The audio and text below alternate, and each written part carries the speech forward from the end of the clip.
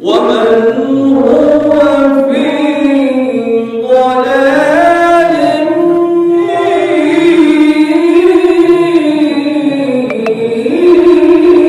আসমানাইনা ওলি বানান আল্লাহ সুবহানাল্লাহ। আরেকটু বড় করে বলেন সুবহানাল্লাহ। ইসলাম শরীফে আছে যখন আল্লাহ কোন একজন বান্দার উপর রাজি হয়ে যায়, আল্লাহ যখন কাউকে ভালোবাসে, কাউকে বেলায়েত দেন, কাউকে ওলি করেন, এমন সময় আল্লাহ জিবরিলকে ডাকেন, জিবরিল আসেন, এই যিনি উহিব্বু ফুলানান, আমি করিম নওয়াজকে ভালোবাসি, সুবহানাল্লাহ। আমি গাউসুল আজম মাইজভান্ডারিকে ভালোবাসি, সুবহানাল্লাহ। আমি গাউসুল আজম তৈয়বকে ভালোবাসি, সুবহানাল্লাহ। আমি আল্লাহর ওলিদেরকে গাজিয়ে দ্বীন ও মিল্লাতকে ভালোবাসি, সুবহানাল্লাহ। আর তুমিও ভালোবাসো।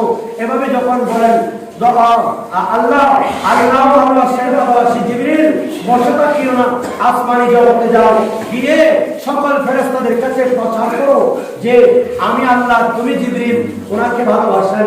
তখন সবাইকে একত্রিত করে জিবরিল আমি অ্যানাউন্সমেন্ট করেন, ঘোষণা করে দেন, ওনারা সবাই এবার ওনারা ভালোবাসেন।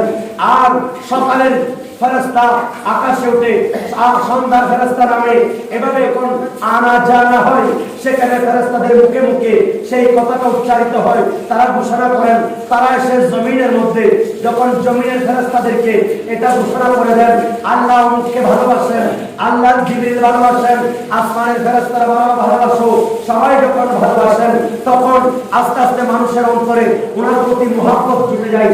মানুষ ওনাকে দেখলে ভক্তি করে, ওনাকে দেখলে চোখের পানি ছেড়ে দেয়, ওনাকে দেখলে মানুষ আল্লাহ রাসূলের সেই খুশবু পায়, ওনাকে দেখলে আল্লাহর দ্বীনের মধ্যে তারা বেশি আগ্রহ হয়ে চলে যায়, আর সেই মহব্বতটা সৃষ্টি হয় স্বয়ং আল্লাহর পক্ষ থেকে। সুবহানাল্লাহ। একটু মনে করে বলেন সুবহানাল্লাহ। সেজন্য বলি এদেরকে আল্লাহর কর্তৃক মনোনীত সাথে গরিব নওয়াজের দরবারে গেলেন, যখন দেখতেছেন ছোট বাচ্চা একটু দৌড়াদৌড়ি করতেছেন চেহারের মধ্যে, একবার এদিকে যায় একবার এদিকে যায়, সেই রেকর্ড জিয়ারত করতেছেন, এমন সময় সেই